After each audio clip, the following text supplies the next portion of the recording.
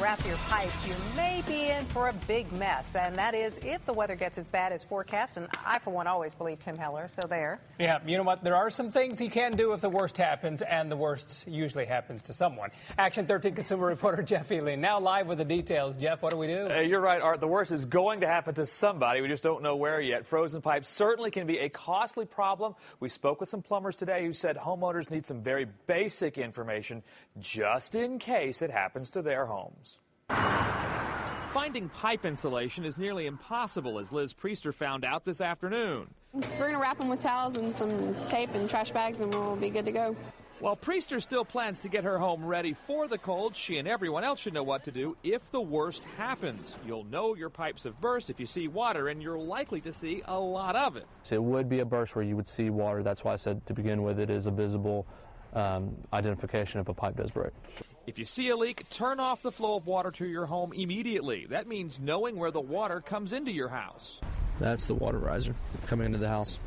That feeds water to the completely all of the house, and that's the shutoff valve right here to shut the water off to the house. And usually this water line is going to run in a straight path all the way to the meter.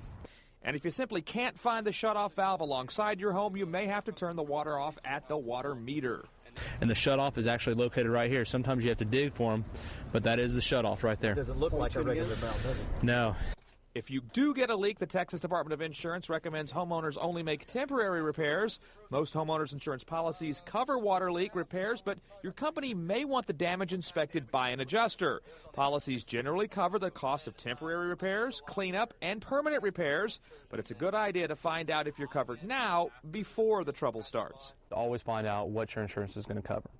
Okay, that way you don't get ahead of yourself and do a complete remodel or complete repair when it's not necessary or when your insurance won't cover it. Something else to remember, your homeowner's insurance policy might not cover you if you leave home without taking any precautions. So if you're going out of town this weekend, be sure to turn the water off to your home, drain the water lines. It's very important because you could be responsible if something happens and you're not there, guys.